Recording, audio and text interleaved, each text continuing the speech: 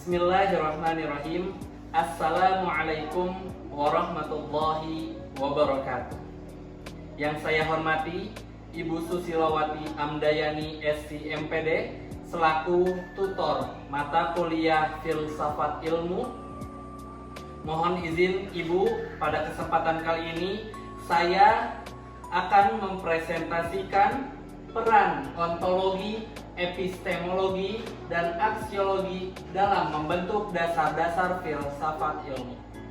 Baik, selanjutnya mohon izin perkenalkan, nama saya Muhammad Arya Wardana dengan NIM 058265154 dari Program Studi Pendidikan Agama Islam Fakultas Keguruan dan Ilmu Pendidikan Universitas Terbuka Bandung.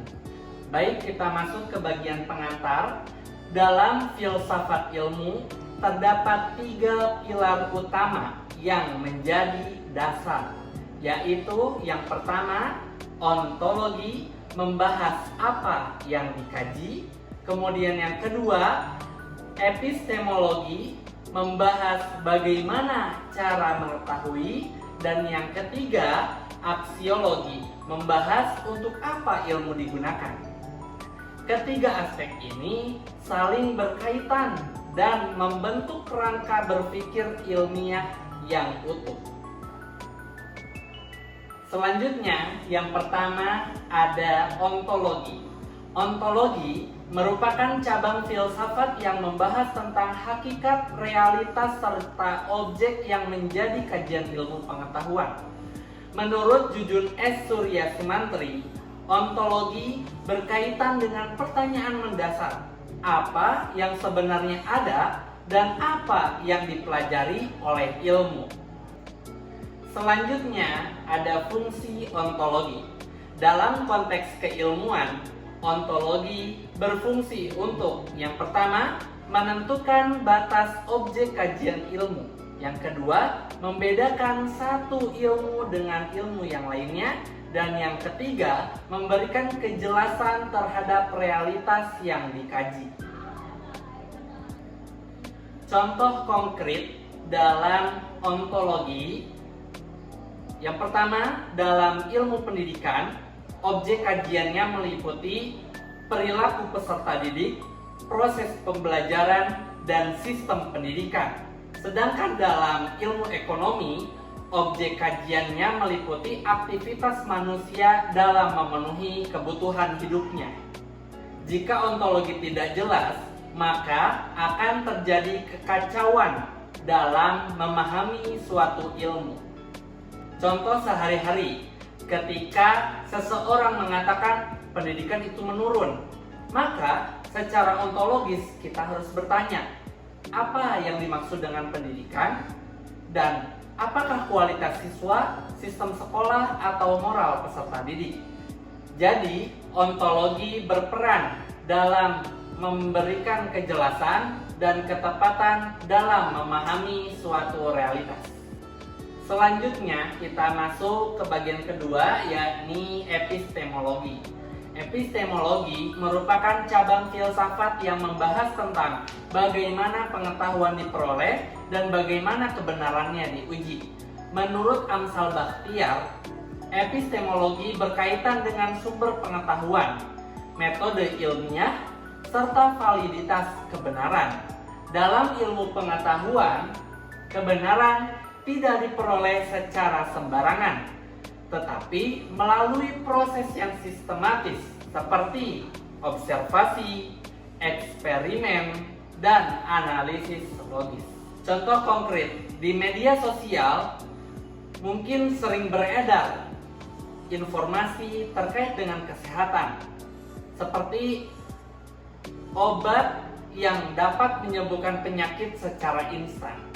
Secara epistemologi, kita harus menguji apakah ada penelitian ilmiah, kemudian bagaimana cara pengujiannya, dan yang ketiga, yang terakhir, apakah hasilnya bisa dipertanggungjawabkan. Dalam dunia pendidikan, seorang guru tidak bisa menyimpulkan bahwa metode pembelajaran yang digunakan itu bisa efektif tanpa melakukan evaluasi dan pembuktian. Yang epistemologi berfungsi untuk memastikan bahwa ilmu yang kita terima adalah benar, rasional, dan dapat diuji kebenarannya.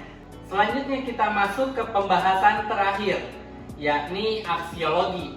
Aksiologi merupakan cabang filsafat yang membahas tentang nilai, etika, dan tujuan penggunaan ilmu pengetahuan. Menurut Kaelan, ilmu pengetahuan harus digunakan untuk kebaikan manusia dan tidak bertentangan dengan nilai moral. Aksiologi menjadi sangat penting karena ilmu memiliki dampak besar dalam kehidupan manusia. Baik, contoh konkret dari aksiologi. Yang pertama, teknologi itu bisa digunakan untuk pendidikan, tetapi juga bisa menyebarkan informasi yang salah.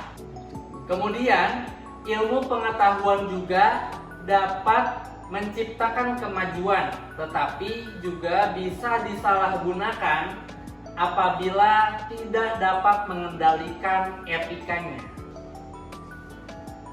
Dalam konteks pendidikan agama Islam, ilmu harus digunakan untuk membentuk akhlak, meningkatkan kualitas manusia, dan memberikan manfaat bagi masyarakat. Dengan demikian, aksiologi berperan sebagai pengarah agar ilmu digunakan dengan bijak dan dapat dipertanggungjawabkan. Dengan demikian, aksiologi berperan sebagai pengaruh agar ilmu digunakan secara bijak dan bertanggung jawab. Baik, selanjutnya keterkaitan dari ketiga yang tadi sudah saya sampaikan. Contoh dalam penelitian terkait dengan pengaruh media sosial terhadap perilaku siswa. Yang pertama, dalam segi ontologi itu kita fokus pada perilaku siswa tersebut.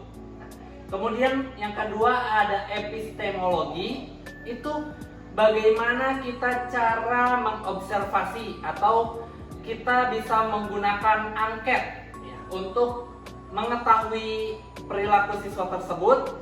Kemudian aksiologi yang ketiga, itu hasil penelitiannya digunakan untuk memperbaiki kualitas pendidikan. Jika salah satu dari ketiga hal ini tidak ada, misal yang pertama ontologi, nah maka nanti objeknya tidak jelas. Kemudian yang kedua misalnya epistemologi, nah itu metodenya tidak akan valid.